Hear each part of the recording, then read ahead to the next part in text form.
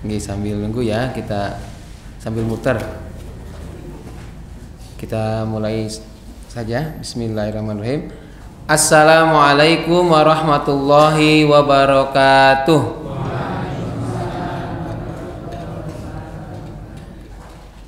Marilah kita awali kajian malam Rabu Pasolatan malam hari ini dengan terlebih dahulu membaca doa syahadat. Raditu billah. A'udzu billahi minasy syaithanir rajim. Bismillahirrahmanirrahim. Asyhadu an la ilaha illallah wa asyhadu anna Muhammadan abduhu wa rasuluh. Raditu billahi robba wa bil islami dina wa bi Muhammadin nabiyya wa rasula. Rabbi zidni ilma warzuqni fahma. Amin. Alhamdulillahi rabbil alamin. Wa bihi nasta'inu ala umurid dunya waddin. Wassalatu wassalamu ala asyrafil anbiya'i wal mursalin wa ala alihi wa ashabihi azma'in. Allahumma sholli ala Muhammad wa ala ali Muhammad. Rabbi shrah li sadri wa yassir li amri wahlul 'uqdatam min lisani yafqahu qawli. Amma ba'd. Ibu bapak, adik-adik jamaah kajian malam Rabu Pasolatan di Masjid Nurul Huda 19 Glondong rahimakumullah. Alhamdulillah, kita panjatkan syukur kehadirat Allah Subhanahu wa taala atas limpahan nikmat inayah untuk kita semua. Alhamdulillah, kita termasuk orang-orang yang dipilih untuk bisa sholat maghrib secara berjamaah di masjid, dan juga bersyukur atas limpahan nikmat lainnya yang tidak akan mungkin kita bisa menghitung atau menyebutkannya satu persatu. Bisa selonjoran nikmat bukan? Nikmat ya. Bisa duduk sila nikmat ya. Bisa sandaran nikmat ya. Kalau ngantuk wajar, karena ini malam. Begitu pagi sampai siang sampai sore itu kan pada nyambut gawe ya, pada kerja, beraktivitas. Maka sekarang kalau capek, lelah, mata ngantuk itu wajar, apalagi kalau dalam majelis ilmu ya, di mana dibacakan ayat Al-Qur'an. Tadi saya sudah membaca ayat Al-Qur'an yang Rabbi shrahli. Nanti malaikat itu akan memberikan ketenangan. Terus bagaimana? Saking tenangnya maka cocok untuk tidur ya. Tapi niat kita bukan itu. Kalaupun nanti ngantuk itu normal. Nggak bakal saya tegur. Tangi, nggak usah ya. Jangan ya. Sayup-sayup sambil terkantuk-kantuk. Mudah-mudahan ada kalimat, ada kata-kata yang saya sampaikan itu mengena dalam diri Bapak Ibu sekalian. Nah, meskipun ini ceritanya tentang sejarah ya. Alhamdulillah. Allahumma sholli ala Muhammad wa ala ali Muhammad. Semoga sholawat dan salam Allah tetap curahkan kepada junjungan kita Nabi Muhammad sallallahu alaihi wasallam. Malam hari ini pertemuan ke-218 setelah 1 bulan lalu, karena bulan Januari kan saya izin tidak bisa hadir ya, tidak bisa ngisi. Jadi setelah 2 minggu berikutnya dari yang terakhir 217, alhamdulillah kita bertemu kembali hari Selasa 4 Februari 2025. Hari dimana sudah mulai gaduh perihal gas LPG 3 kg. Disampaikan oleh menterinya tidak boleh pengecer langsung membeli langsung ke pengecer gitu ya, harus ke agen. Tetapi langsung di counter oleh Pak Presiden supaya tetap bisa beli. Alasannya masuk akal dan rasional, yaitu ini terkait dengan survival gitu tulisannya ya. Jadi bertahan hidup diantaranya adalah dengan gas untuk masak. Menterinya beda ya, karena mungkin Pak Menteri tidak merasakan bagaimana di bawah cari gas itu betapa bukan sekedar susah dan biayanya kan naik ya. Naik sedikit, tapi kalau ada sih alhamdulillah. Ini sudah naik, jarang lagi kan. Apalagi tadi pagi sempat mati listrik ya, agak repot juga ya. Ya tidak, listrik mati itu agak repot untuk pagi-pagi terutama, karena harus nyiapin untuk masak, berangkat sekolah dan lain-lain. Malam hari ini kita angkat tema sejarah arah kiblat. Sejarah arah kiblat. Karena di sini ada tulisannya nih, ada utang saya ini arah kiblat. Maka ini saya bahas sekarang. Hadirinkumullah, menghadap ke arah kiblat itu termasuk syarat sahnya sholat. Jadi dalam kitab Sapina atau kitab-kitab fikih dasar, syurutus sholat, syarat-syarat sholat diantaranya adalah wal istiqbalul kiblah, menghadap ke arah kiblat. Ini akan banyak masalah. Semula saya itu ingin menyampaikan serial mengenai arah kiblat ini karena kaitannya banyak, bukan sekedar sejarah arah kiblat dari Baitul Maqdis ke Masjid Haram, tetapi juga ada nilai-nilai akidahnya, juga ada nilai fikih. Yakni misalnya amalan apa saja yang ada hubungannya dengan kiblat. Apakah ketika pipis yang dalam terbuka, ya toilet menghadap kemana, kemudian dalam menguburkan mayit menghadap kemana, ketika lempar jumroh, itu kaitannya dengan melibatkan arah kiblat. Itu secara fikih. Tetapi sebelum ke sana kita bahas dulu mengenai sejarah arah kiblat sedikit, tetapi ini untuk meyakinkan. Nanti juga akan ada dari ini insya Allah ya, bulan Februari ini akan serial terkait dengan arah kiblat.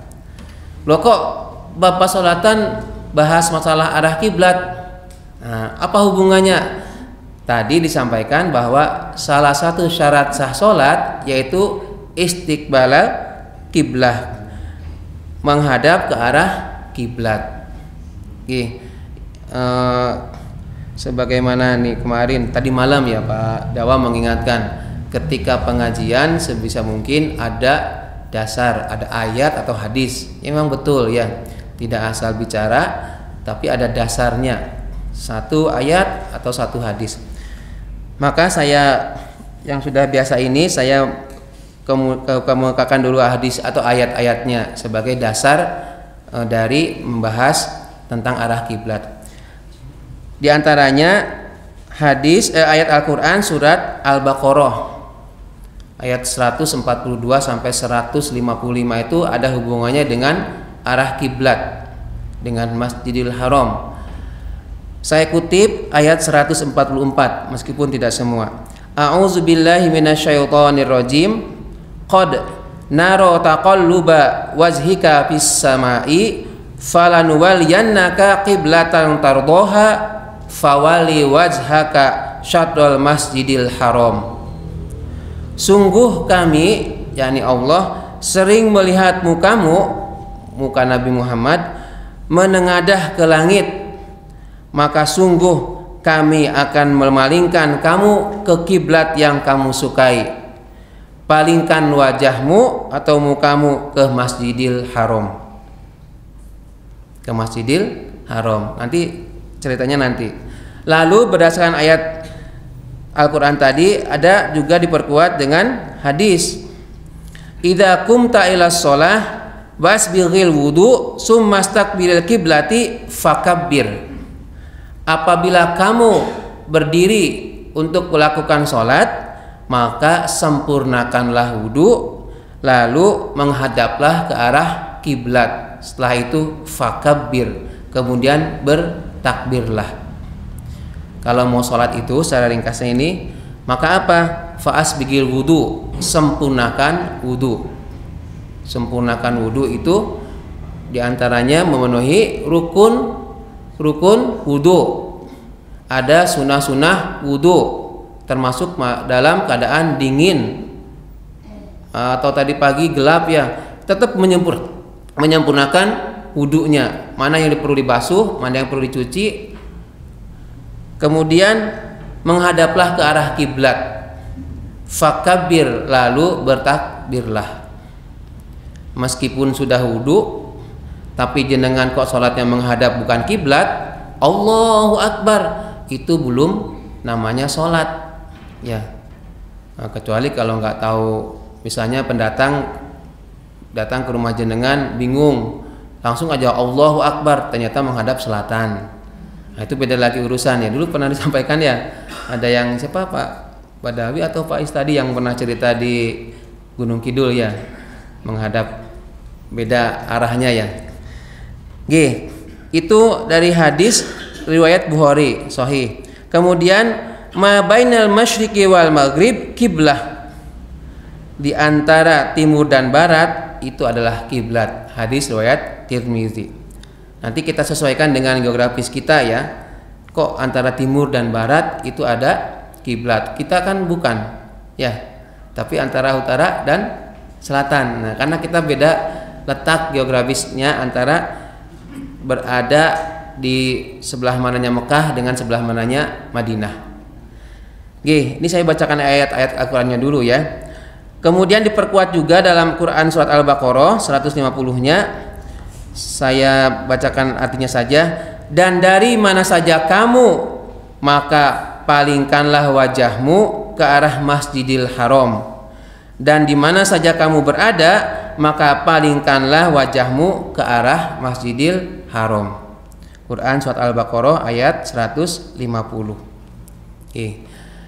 Jadi poinnya adalah ketika kita sholat harus menghadap kiblat. Nanti pertanyaannya, kiblatnya mana? Nah, makanya kita bahas sedikit mengenai sejarah arah kiblat. Terkait dengan fikihnya nanti ada perbedaan. Bagaimana kalau kita yang tidak bisa melihat langsung Ka'bah di Masjidil Haram? Apakah kita harus persis sementara kita tidak tahu di mana letak posisi Ka'bah? Nah, itu nanti ada beberapa pendapat. Makanya saya sampaikan ini akan menjadi serial dalam Februari ini terkait dengan arah kiblat, kaitan dengan fikihnya, dengan amal-amalnya, dengan akhlaknya, dengan akidahnya. Hadirin rahimakumullah, sejarah arah kiblat ini sepintas, bahwa arah kiblat pertama yang menjadi rujukan para nabi ketika sholat bukanlah Masjidil Haram. Yang pertama yakni Baitul Maqdis. Baitul Maqdis itu di Yerusalem ya, Yerusalem Palestina. Di sana itu di Baitul Maqdis, jadi bait dimaknai dengan rumah atau tempat tinggal. Maqdis itu dari Al-Quds, suci atau yang disucikan. Kemudian di dalamnya Baitul Maqdis, yang dimaksud dengan Baitul Maqdis adalah wilayah. Jadi bukan satu titik objek. Bukan satu titik objek, satu benda, satu tempat, tapi wilayah Baitul Maqdis. Karena Baitul Maqdis itu sebuah wilayah yang di dalamnya ada Masjidil Aqsa.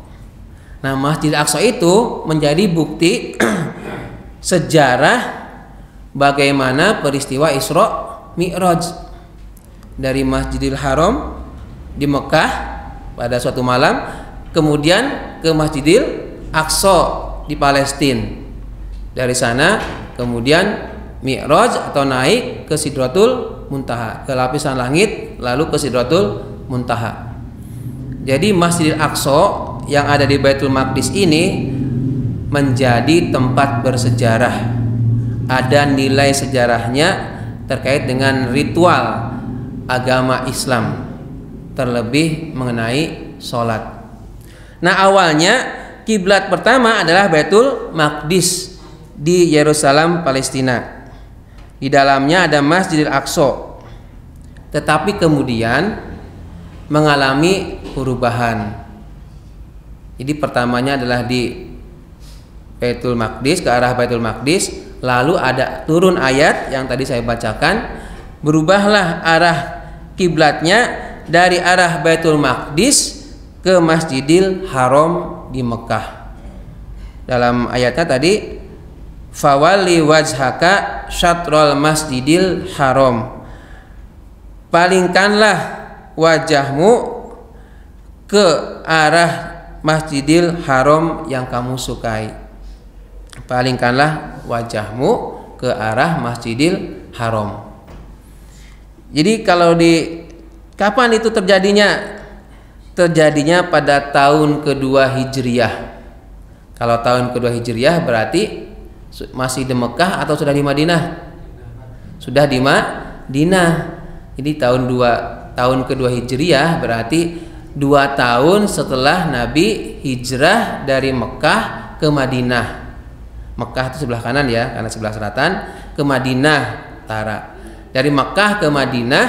Nah, selama sekitar 16 atau 17 bulan tinggal di Madinah, Nabi masih sholatnya bersama para jamaah atau umatnya, sahabatnya, sholatnya itu menghadap Baitul Maqdis.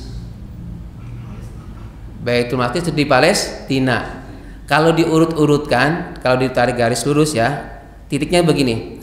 Selatan itu Mekah. Kita kan selatan itu ya. Ini kan ada direkam biar sebelah kanan saya itu adalah selatan.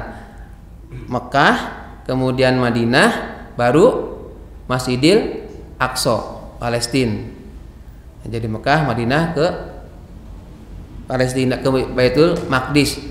Ketika di Madinah, Nabi pada 16 atau 17 bulan awal pertama ya, sholatnya menghadap Baitul Maqdis. Nah, ketika masih menghadap Baitul Maqdis, itu sebenarnya ada gangguan dari orang-orang Yahudi, orang-orang kafir. Apa gangguannya? Di antaranya adalah melecehkan. Kenapa orang-orang Yahudi, orang-orang kafir pada waktu itu sangat benci, tidak suka dengan Nabi Muhammad? Karena Nabi Muhammad itu mempengaruhi orang-orang di sana, di Madinah juga, orang-orang Yahudi di sana untuk mengikuti ajaran Kanjeng Nabi Muhammad, yakni menyembah Allah. Banyak pertentangannya. Yakni apa? Lah ternyata Muhammad itu agamanya sama. Buktinya apa? Ibadahnya sama, yakni sama-sama menghadap Baitul Maqdis. Sampai sekarang orang-orang Yahudi itu kalau bersembahyang, kalau beribadah, ritualnya itu di Baitul Maqdis, yaitu di Baitul Maqdisnya, ke arah sana. Nah, Nabi Muhammad itu aslinya agak, kalau bahasa kita itu panas juga itu, kupingnya mendengar orang-orang Yahudi ngejek. Oh, ternyata kamu juga sholatnya, ibadahmu malah menghadap Baitul Maqdis. Lalu apa bedanya dengan ibadahnya orang tua kami, maksudnya para leluhur orang-orang Yahudi?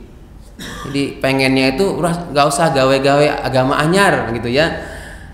Ikuti aja Yahudi yang sudah ada. Awalnya pengennya gitu orang-orang Yahudi, orang-orang kafir.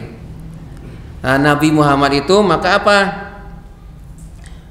Bertahan dalam waktu 16 sampai 17 bulan pertama di Madinah. Kalau saat itu kadang menengadah ke atas, menengadah ke langit.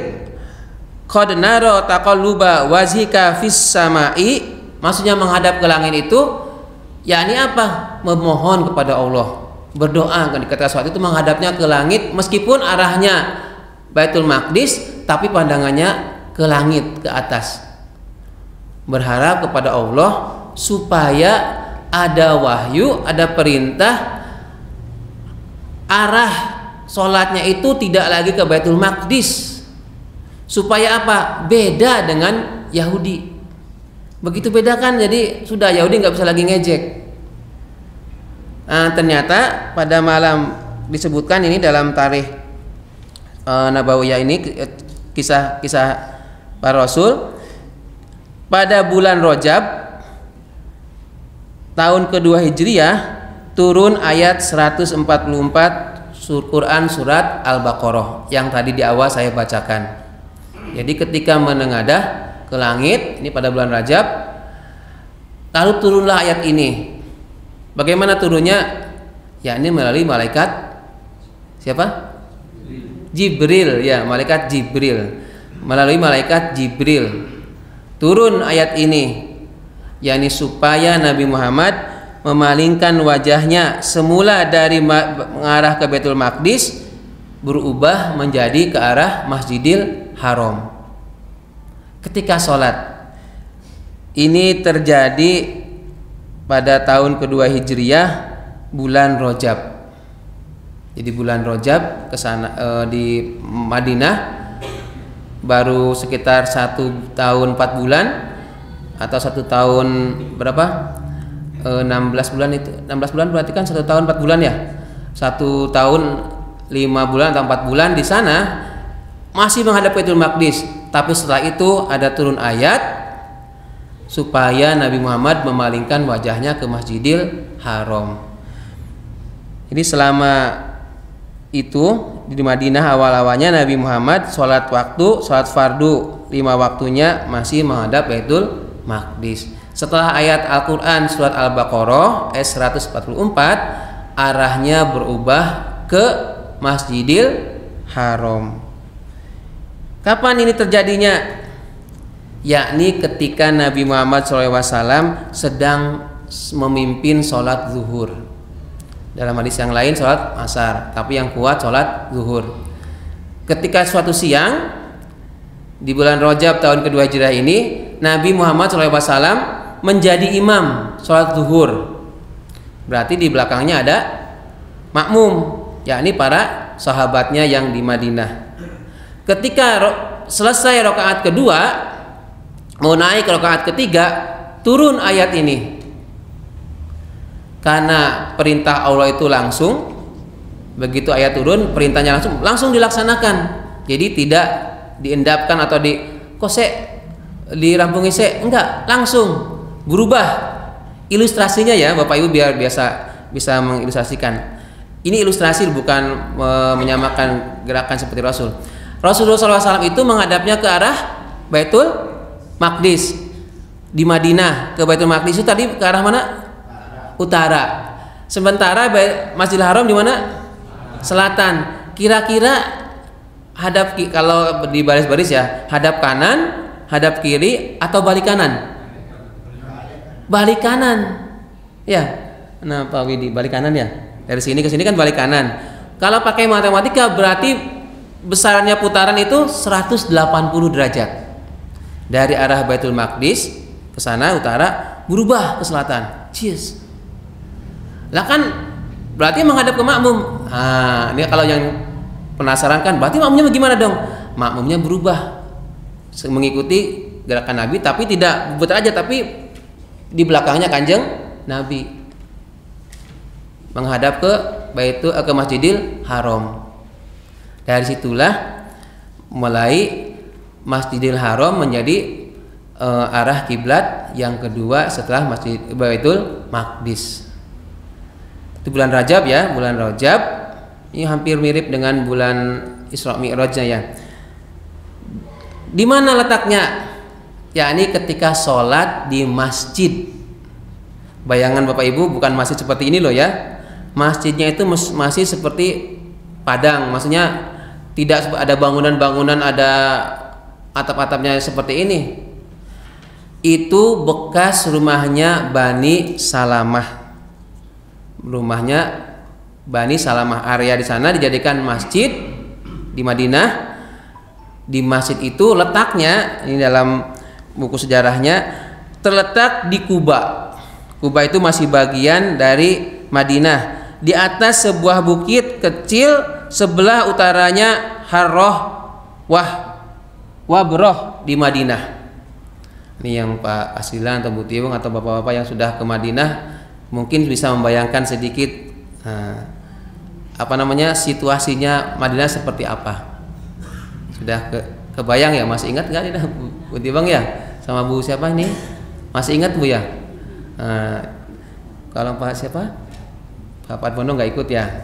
Pak Padmono itu kan katanya sangat senang bisa sholat di depan Masjidil Haram. Begitu masuknya aja udah gemetar katanya.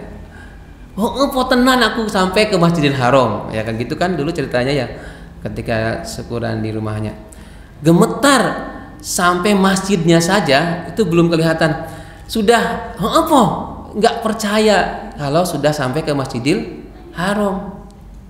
Nah, itu tapi di Mekah ya. Nah, di Madinah ini di Masjid Quba, di daerah Quba.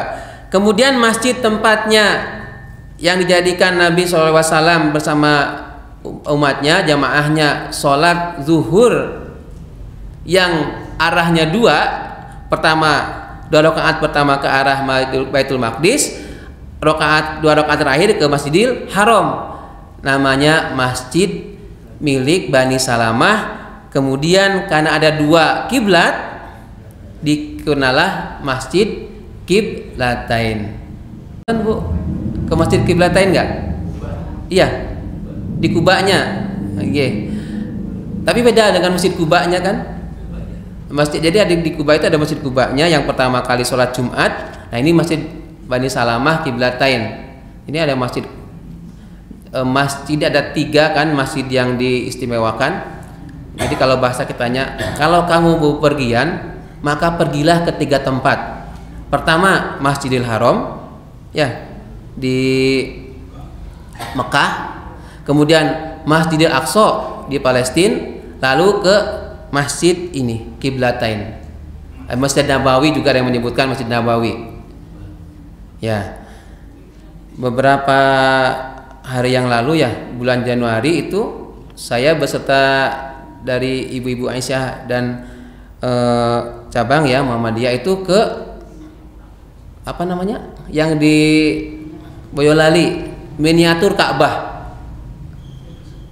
Namanya apa ya, lupa saya.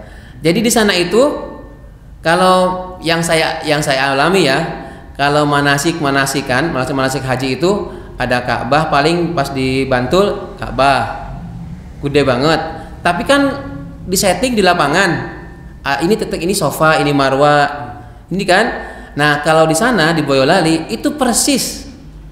Jadi alhamdulillah dengan Pak Gifari ya. Pak Gifari sudah ke sana. Ini Pak Ud. Ini namanya sofa dan marwa. Kemudian ada lampu hijau. Ini mirip seperti di sana. Cuma ukurannya kecil. Oh, seperti ini toh. Bayangan saya itu kan sofa marwa bukit kan. Ternyata sekarang bukitnya, antara bukit sofa dan marwa itu ada terowongan gitu. Ada terowongannya.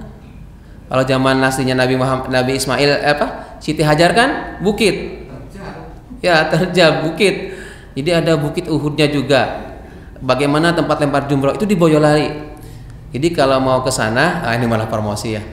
Mau ke sana silahkan. Ngajak. Di atasnya juga kan ada untuk jadi mirip seperti suasananya di Mekah. Bagaimana masjid termasuk tower Zam-Zam. Oh, ala ini ya. Cuma kan saya lihat di televisi dicerit. Nah, sekarang ini loh replikanya. Bagaimana masuk ke Mekah itu ada Quran ya kalau sana. Begitu masuk Mekah sudah memakai kain ihram ya. Di sana. Jadi cocok itu kalau Bapak-bapak mau latihan. Ini cerita sedikit ya keluar dari sini. Dari beberapa orang calon jamaah haji tahun ini 2025, ada yang dari Tegal, ada yang dari mana-mana tuh latihannya di sana.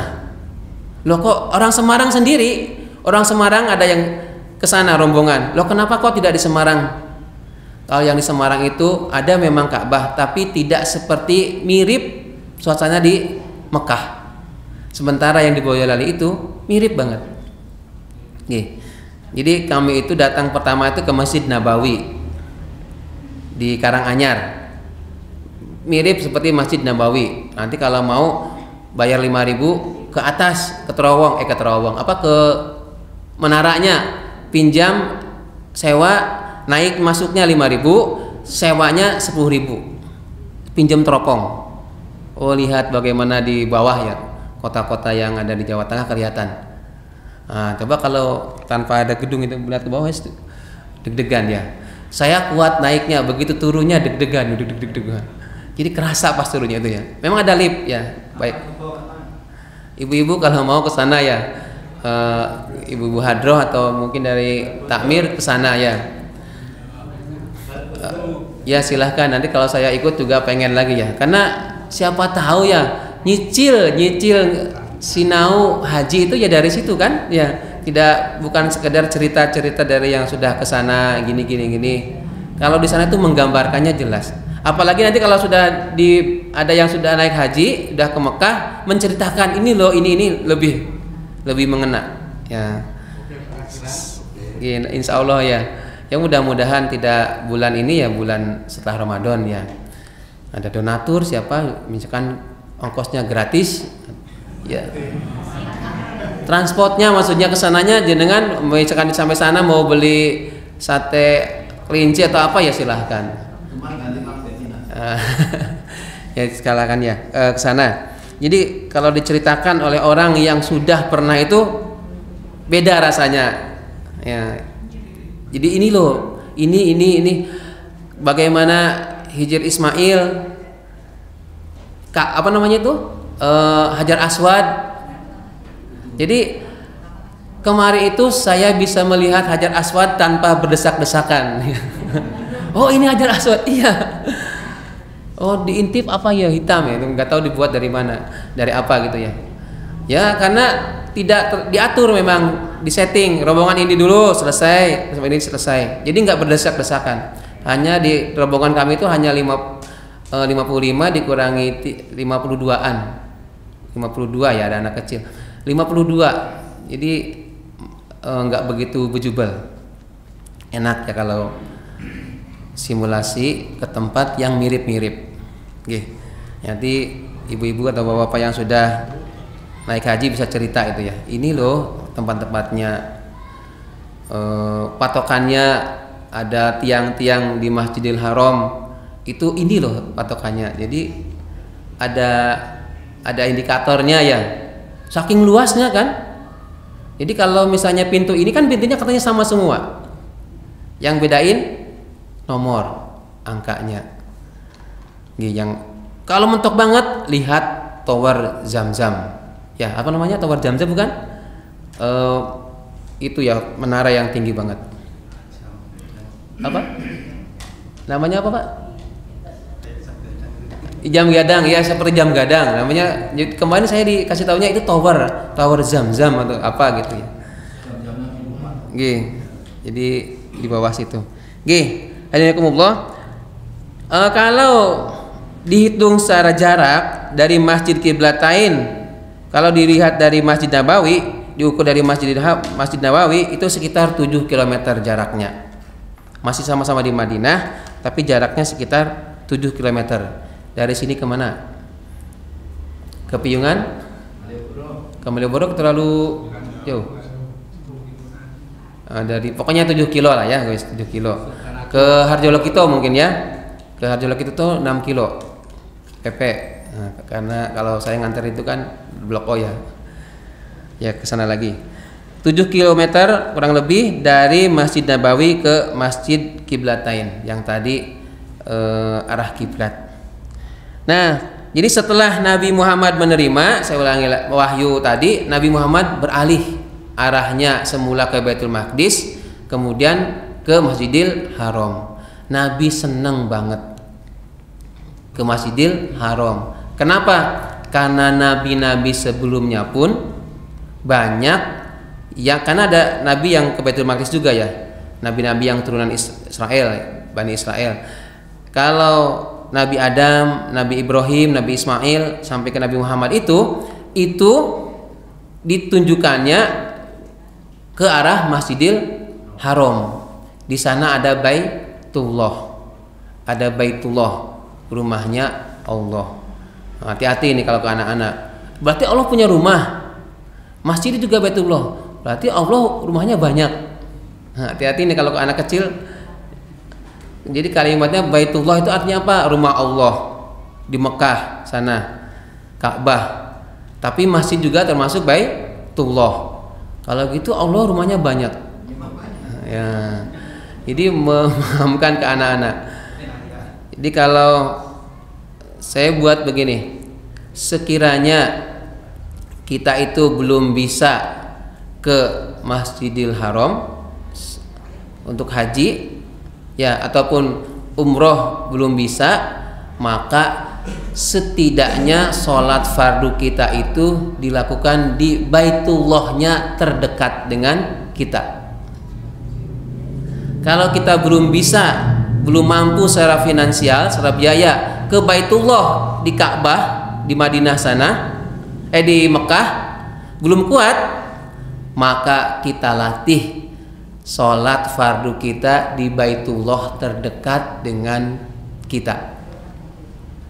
Yakni apa? Di masjid terdekat di mana kita tinggal. Itu sudah sinau nyicil menghadap Allah ke Baitullah. Meskipun ada orang yang ujuk-ujuk dapat nomplok umroh, orang tahu naik masjid, kok dipanggil Allah umroh, ya alhamdulillah. Tapi kan tidak banyak ya, ada 1-2. Ada yang instan, ya mungkin ada yang instan, ada. Saya punya saudara itu ya. Jadi anaknya, si saudara saya itu kalau panggilannya saya Ceetik ya. Ce itu Mbak kalau di sini ya. Ceetik punya anaknya sudah kerja. Dia lulus SMA itu nggak mau kuliah lagi, padahal ibunya pesan kamu harus kuliah karena ibunya merasa dia hanya lulus SMP. Jadi pengen anaknya tuh lebih dari SMA bahkan kuliah, tapi anaknya nggak mau. Apa berikutnya? 1 tahun pertama ya ini ya kerja biasa, bisa mensupport karena suaminya pisah ya. Jadi si anak ini dibiayai hanya oleh ibunya aja. Tahun kedua pas pandemi, pokoknya pandemi. Tahun ini umroh. Ditawari mau haji atau umroh. Coba ibu mana yang nggak madeg gitu ya. Seorang ibu seusia saya, usia 40 tahun. 44 tahun. Ditawari, ibu ya, ibu mau umroh atau mau haji? Ditawar gitu coba, ditawarin. Ya pengennya haji. Kalau haji nanti yang plus. Tapi nanti kemungkinannya kalau sukses bisa berhasil tahun ini bisa. Tapi kalau pengen segera umroh. Kalau umroh bisa. Lalu pilih umroh. Loh kenapa kok nggak nunggu? Ternyata ada alasannya. Mudah-mudahan umroh dulu, di sana berdoa supaya Allah panggil lagi haji. Ya bagus kan? Jadi sekarang udah pulang. Ya pertengahan akhir Desember sampai pertengahan Januari. Itu anak yang berbakti, nggak nawarin, dikasih mobil ibunya nggak, buat apa beli mobilnya? Bu motor sudah punya. Wong jalan pegunungan gitu, tempat saya kan agak naik turun gitu ya. Mobil buat apa yang di kampung? Yang penting itu udah bisa survive aja udah alhamdulillah. Ditawari haji atau umroh. Anaknya belum nikah, memang dia nggak mau nikah sebelum ibunya haji atau umroh. Kan luar biasa. Kalau Muhammad Hatta, tahu Muhammad Hatta? Muhammad Hatta itu wakil presiden, tidak akan menikah sebelum Indonesia merdeka. Muhammad Hatta, bukan Muhammad Mas, oh dia. Muhammad Hatta itu orang Sumatera, tokoh ya negarawan ya, berjuang dengan Bung Karno. Berjuang ya meskipun berselisih pendapat wajar ya, tapi tetap mereka akur. Jadi komitmennya, saya tidak akan menikah sebelum Indonesia merdeka. Begitu Indonesia merdeka baru dijodohin oleh Soekarno. Dapat orang Bandung kan, jadi jaraknya Soekarno Muhammad Hatta itu dengan istrinya jauh. Dia beliau ini mementingkan negara. Nah, mementingkan negara dulu, baru urusan keluarga. Nah, ada Mutia Hatta ya, ada yang dulu pernah menjadi menteri. Nah, salah satu putrinya Muhammad Hatta itu. Gih. Gih, boleh. Oh iya. Evaluasi hubungan sebentar lagi sudah masuk Ramadan. tinggal beberapa pengumuman. Ya. Mungkin besok setelah Ramadan dilanjut tapi diulang dari awal agar supaya memantapkan kita sholat. Mungkin ada yang kurang walaupun sudah dipelajari, mungkin dari awal, apalagi ini ada imam-imam yang baru, mungkin ada itu mungkin kurang tepat, masih ada kekurangan, itu nanti bisa dibenahi. Soalnya sebagai imam kalau ada salahnya, karena imam itu kan diikuti oleh makmum semuanya dan nanti dimintai pertanggungjawaban. Misalnya seperti dalam sholat itu yang betul itu sami ngalok atau sami alok. Terus pada waktu salam, assalamualaikum warahmatullahi wabarakatuh atau iwa barakatuh. Waktu salam warahmatullahi wabarakatuh atau hatu. Itu. Jadi kalau itu kan nanti imam itu kan diminta pertanggungjawaban. Kalau misalnya saya ganti imam, saya tidak merasa malu atau apa. Kalau misalnya saya keliru, tolong ditegur. Soalnya saya tanggung jawab.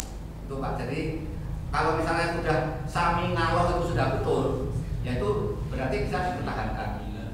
Ya, alhamdulillah. Wa barakatuh. Kalau wa barakatuh itu sudah betul, berarti itu dalam kajian kita itu sudah memenuhi syarat dan bisa dipertanggungjawabkan.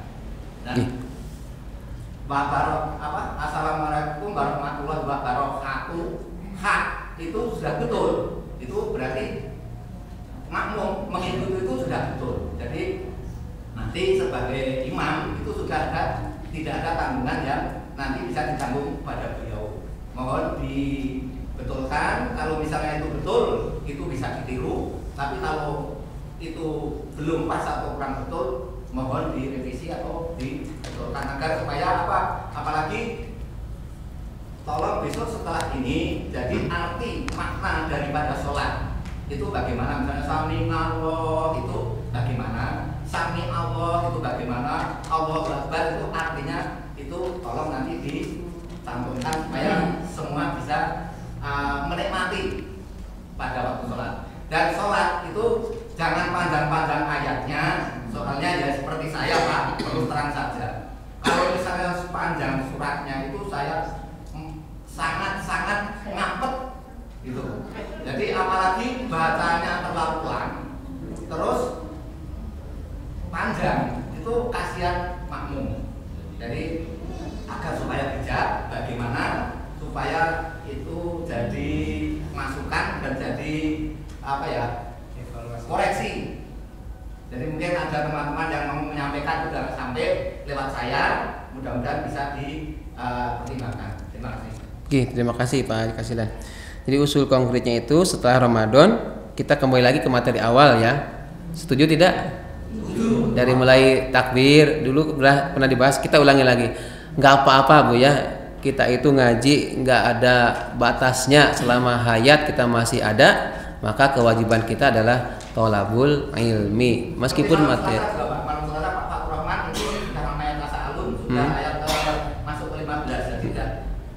Mungkin dua 3 pertemuan lagi khatam juz 30. Jadi mulai dari Anas lagi. Oh, nggih. Nggih. Ya, enggak apa-apa ya. Ngaji terus karena siapa tahu pas dulu disampaikan ada yang belum tahu, ada yang disampaikan tapi lupa. Catatan yang saya biar ini ya, sami Allah pakai ain, sami Allah. Sami Allahu liman hamidah. Sebisa mungkin itu diucapkan oleh imam. Kalau jadi imam ya, suaranya lantang.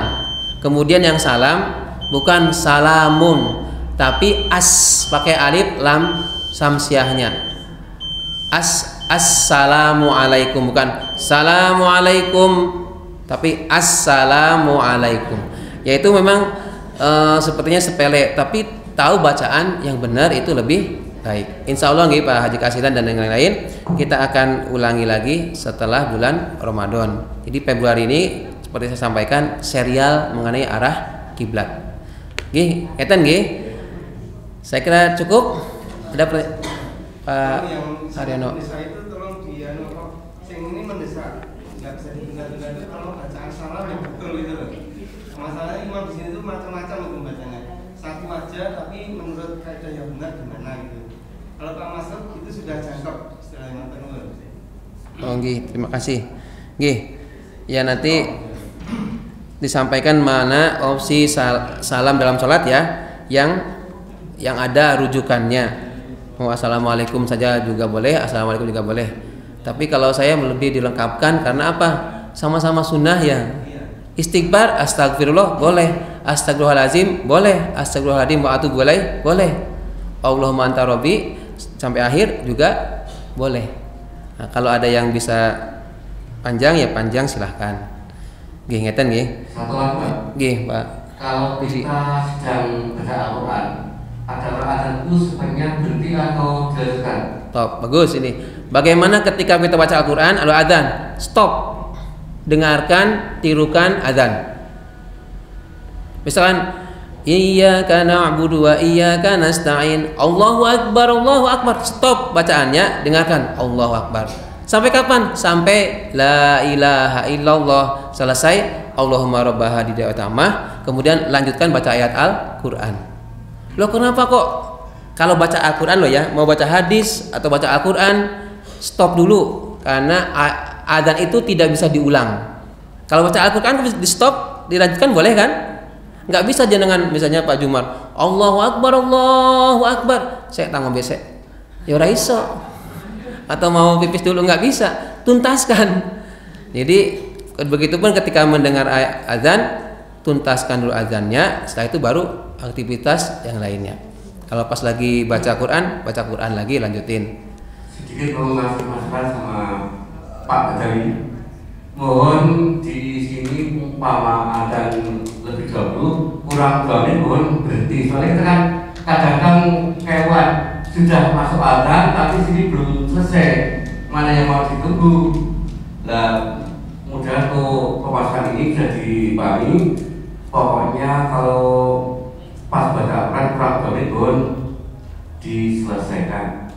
Makasih. Oh, gitu ya. Oke, cukup. Ibu-ibu ada yang usul? Usul nanti kita iuran nabung buat ke Mekah tadi ya. Nggih ke Boyolali. Nggih.